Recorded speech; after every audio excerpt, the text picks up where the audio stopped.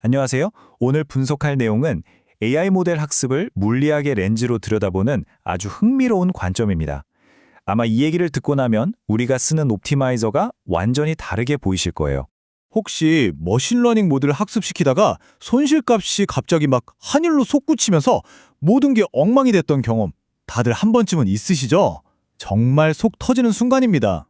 근데 놀랍게도 말이죠. 그 이유가 비디오 게임에서 행성이 중력을 무시하고 궤도 밖으로 튕겨나가는 이유랑 정확히 똑같습니다.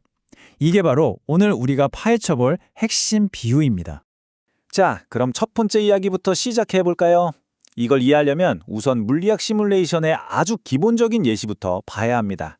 여기 화면을 보시면 정말 극명한 차이가 보이죠? 두 시뮬레이션 모두 똑같은 물리 법칙을 따라요. 그런데 왼쪽의 순방향 오일러라는 방식은요, 매 걸음마다 에너지가 아주 조금씩 정말 눈에 보이지도 않을 만큼 더해지는데 이게 쌓이고 쌓여서 결국엔 행성이 궤도를 완전히 벗어나 버리는 겁니다.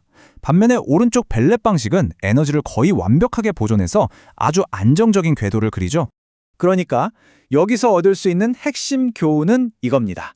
어떤 수치 계산 방법을 쓰느냐, 즉 적분기의 선택이 사소한 디테일이 아니라 결과 전체를 뒤바꿀 수 있다는 거죠. 자, 그럼 이제 이 물리학 이야기를 머신러닝의 세계로 한번 가져와 보겠습니다. 이 둘 사이에 대체 어떤 놀라운 연결고리가 숨어 있을까요?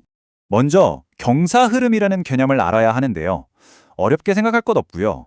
우리가 손실 함수라는 거대한 언덕을 내려간다고 상상해 보세요.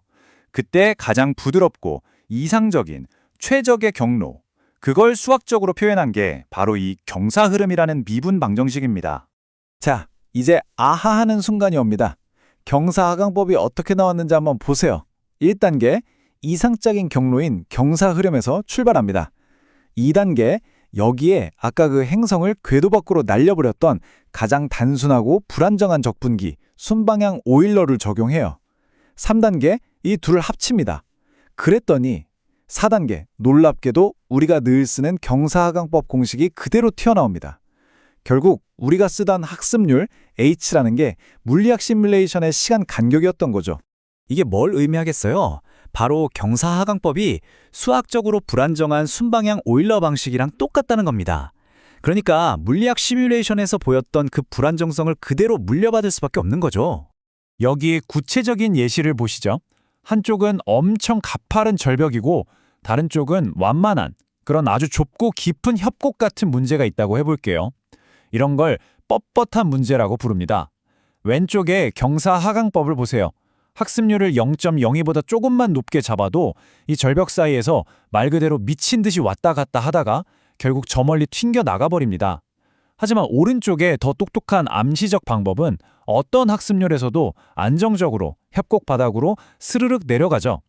아까 봤던 행성 궤도랑 현상이 똑같지 않나요? 자, 그럼 이제 당연히 이런 생각이 드실 거예요. 아니, 그럼 그냥 더 좋은, 더 안정적인 방법을 쓰면 되잖아? 바로 그 지점에서 딥러닝 환경에 아주 독특한 제약 조건들이 발목을 잡습니다. 네, 바로 이 질문입니다. 순방향 오일러가 문제라면 아까 봤던 벨렛 같은 안정적인 방법을 쓰면 되는 거 아닐까요? 이 표가 그 이유를 아주 명확하게 보여줍니다. 한마디로 말해서 비용 때문이에요. 물리학에서는 힘을 계산하는 게 비교적 저렴해서 한 스텝에 여러 번 계산해도 괜찮아요.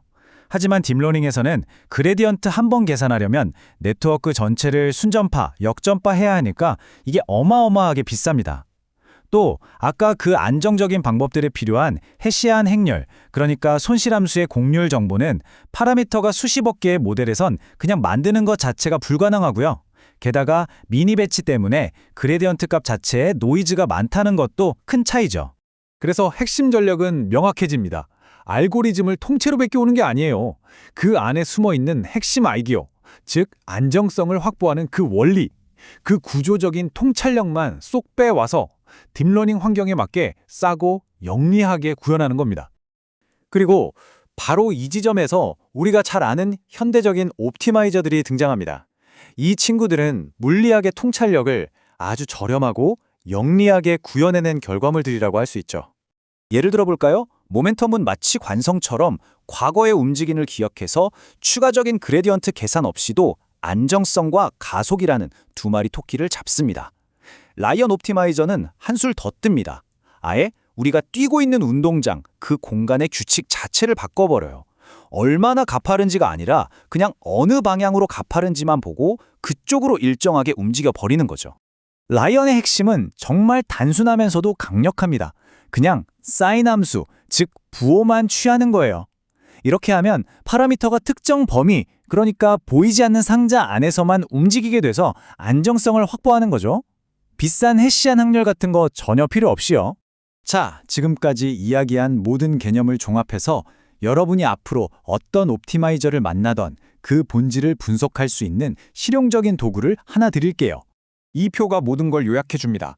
똑같은 뻣뻣한 문제에 대해서 경사하강법은 허둥대고 이론적으로 완벽한 암시적 방법은 직진하죠. 라이온은 그레디언트 크기는 싹 무시하고 자기만의 규칙에 따라 움직입니다. 각 옵티마이저의 행동 방식이 어떤 물리적 원리를 따르고 있는지 한눈에 보이지 않나요?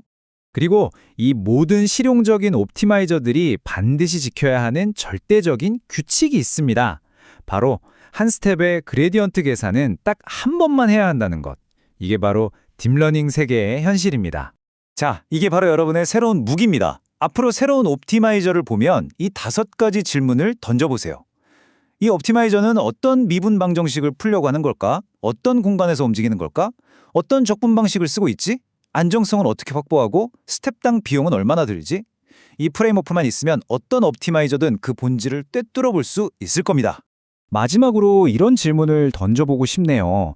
어쩌면 우리가 애타게 찾고 있는 다음 세대의 위대한 옵티마이저는 아주 복잡하고 새로운 휴리스틱이 아니라 이미 수십 년 된 물리학 교과서 안에 쓰여 있는 오래된 지혜를 영리하게 적용하는 데서 탄생하게 되지 않을까요? 한번 생각해 볼 만한 문제죠. 오늘 분석은 여기서 마치겠습니다.